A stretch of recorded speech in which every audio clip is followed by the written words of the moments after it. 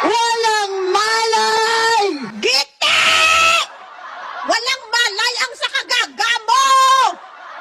Ha? Iilan na lang kasi kayo at nalalagas na kayo!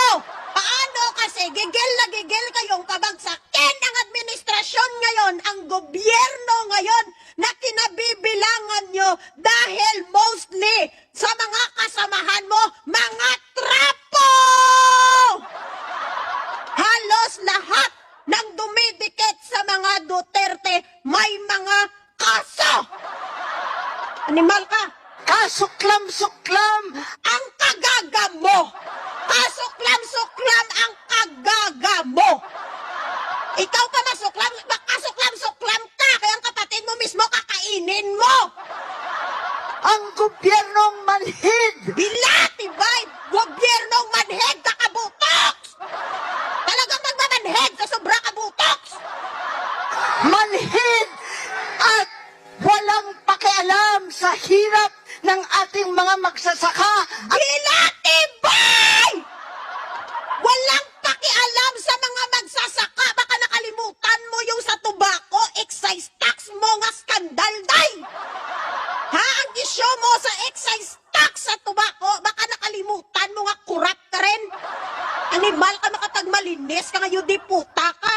Kita mo ano sabi ng mga nagtatrabaho sa tabakuhan, day? Nagtatrabaho sa tabakuhan na ninakawan mo ng karapatan?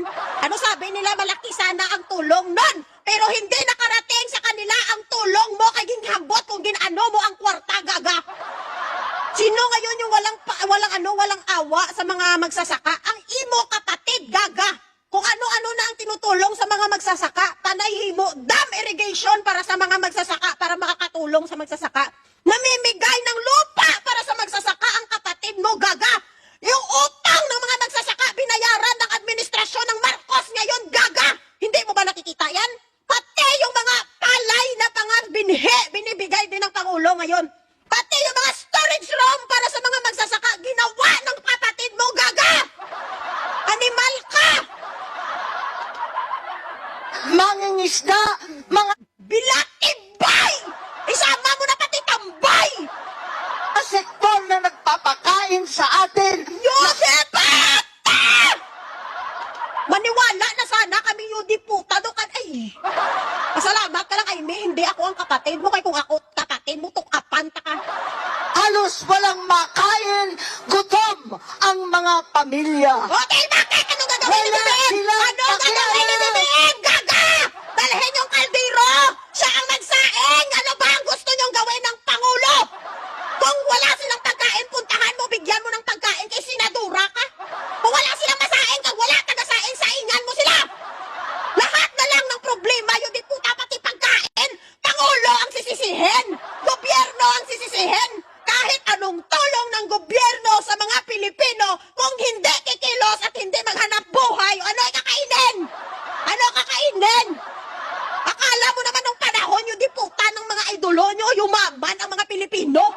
Bakit ngayon, hanggang ngayon, mahirap pa rin yung Pilipino? Dahil sa mga paniniwala mo, gaga ka. Na ang dapat sisihin sa kahirapan ng Pilipino ay gobyerno. Ang animal ni Piling niya hindi sa senadora.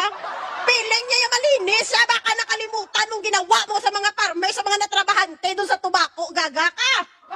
Animal ka man, guro. Ako na makipagbato para kay BBM. Ako na lang ang lalaban kay BBM kasi BBM hindi ka kapapatulan nga alinganga ka. Hindi ibababa ni BBM ang standard niya sa kagaya mo, hipokrita! Gobyernong tulog! Bilat! Paano hindi tulog? Laging binubutoks! Animal ka! Lasing sa Laseng ang tatay mo nga pamingger! kapangyarihan! Oo, si Sarah nga idolo mo, lasing sa kapangyarihan! Hanggang ngayon, hindi makagit over kay gustong kunin ang posisyon ng kapatid mo! Hindi makamove on! Sadyang pipiliin pa bumiyahe! Ay! Yung pipiliin pa ang bumiyahe, Sara Duterte! Si Sara Duterte mang tinutukoy mo, Aimee! Ang yuti puta ka! Makihalubilo sa Canada! Kaysa naman makahilubilo sa China! Walang ibang ginawa mag-travel lang, mag-travel lang, wala naman kwenta ang ginagawa na hindi man lang maito gaga ka. Ang kapatid mo pag pumunta sa ibang bansa, sure ball may investor pag uwi nga dala. Si Sara mo nga iniidolo nyo nga yun di puta ka, pag gala wala kwinta. Gaga ka. Sa mga dayuhan sa Amerika. Tibay ka nga babalina kayo di puta.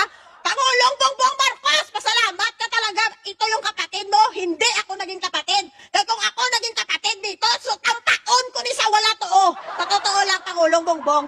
Kung ako kapatid dito ni Aimee, ang taon ko ginisaya. Pasalamat ang sa mabait ang Pangulong Marcos, mababait ang kanyang mga kapatid na hindi siya pinapakialaman. Kung ako ni matabingi, gini mga ginabutoks niya. Yung di po, takapakahuyan mo kapatid mo. Sa maraming tao, sisiraan mo. Ano ba ang purpose mo, mangga? Ano ba ang kinakagalit mo sa kapatid mo para siraan mo? Ikaw ang bukod tanging kapatid na gusto mong pabagsakin ang sarili mong kadugo. Traidor! Ate ka pa naman, lahat